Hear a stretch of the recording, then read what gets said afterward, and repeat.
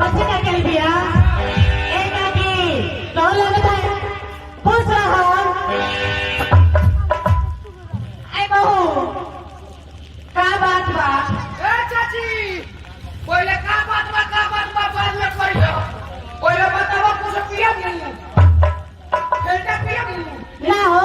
पिया नहीं ना बीड़ी पिया नहीं हाँ बीड़ी पिया दो बीड़ी पिया नहीं हाँ ये कमर के नील कमर आज हो जाओ ए मगरू आई बूढ़े का दिया ना नील कमल पिए ले नील कमर हाँ पहले बात ये सुनो बुआ के हाँ जाके लेके आओ जाके एक आगे बहुत दिन के बाद देखा जाए बारू सोचली हम हाल चाल पूछ ली एक आगे हमरे से कहा हाल चाल पूछ लिया बाने जब से बिया का के घर में आई बाने ना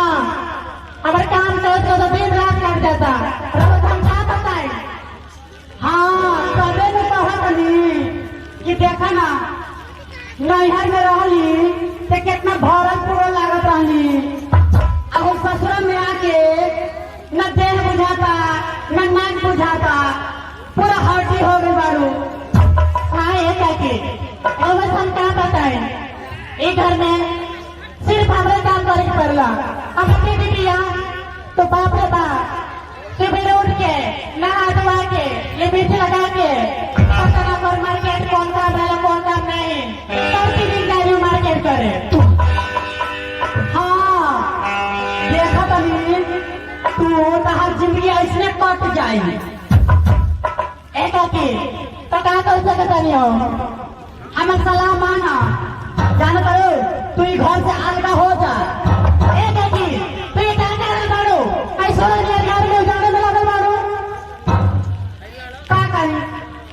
छोटा बड़ू बड़ा बात अगर हमार बात ना मानू ना तो जाके फूटल थारी हम खाई ना तो रोज रोज भीख मांगी ना एक आके